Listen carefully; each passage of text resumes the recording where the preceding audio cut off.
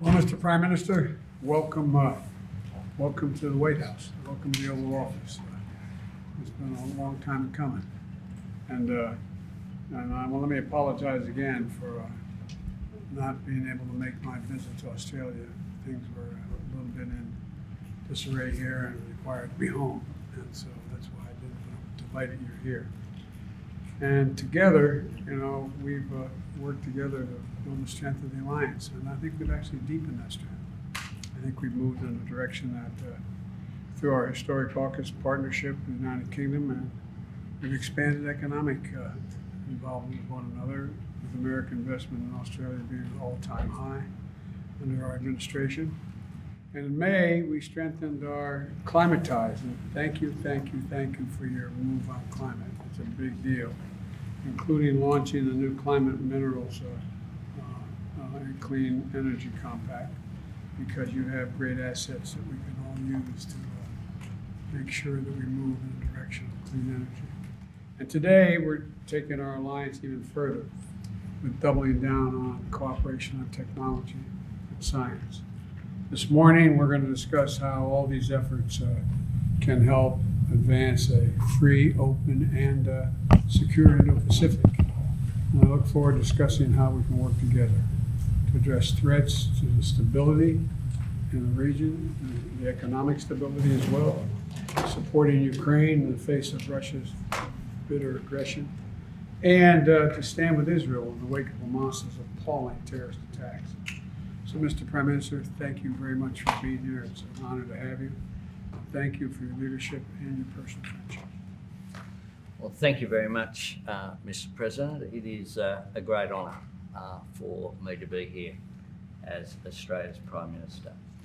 And our alliance, I believe, has never been more important, and it's also never been stronger. We've added a third tier.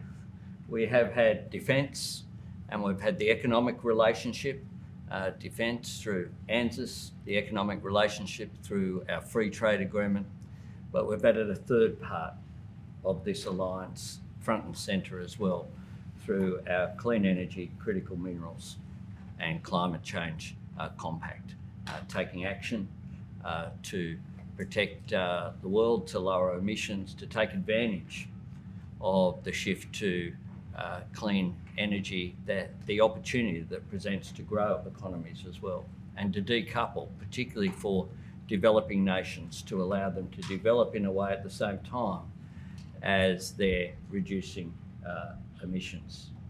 And breaking that nexus between industrialisation and emissions is so important. The AUKUS agreement is so central, and I thank you, Mr. President, for the work that you've done in persuading legislators to make sure that we put in place the measures that are necessary to encourage that two-way transfer of defence technology that will be at the centre of an agreement that's about peace and security in our region, but also about prosperity in our region as well. In addition to that, the work that we're doing together in the Pacific is very important. I know that you've hosted Pacific leaders twice here in the White House, and that has been very welcome. In today's uncertain world, the alliance between Australia and the United States, and the way that we stand steadfast against aggression, whether it be Russia's illegal invasion of Ukraine, or whether it be Hamas's terrorist attack on Israel, is something that can be relied upon for us to stand up for our common values.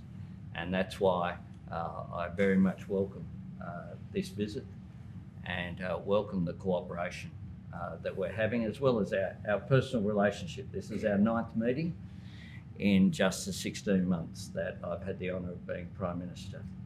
And I look forward to continuing to take the relationship to a higher level, as we do every time we meet. Today we'll be advancing technology agreement between our two great nations as well. And innovation is so important that we're able to commercialise it to benefit both of our peoples. I thank you.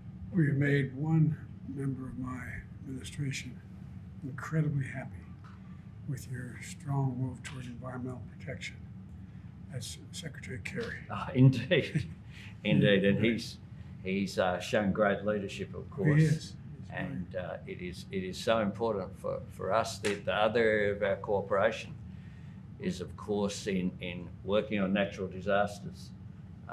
Later, I'll be visiting your emergency management authority. We've set up a similar model nationally based upon what you've done here, because climate change is real, and we can see its impacts with wildfires, with floods, and that is just a reminder every time that we have a responsibility to this and future generations.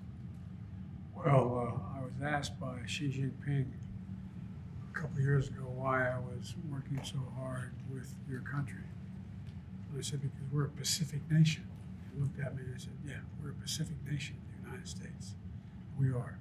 We're going to stay that way. So thank you. Thank you, everyone. Absolutely. Mr. President, how do you respond to attacks on U.S. troops in the region,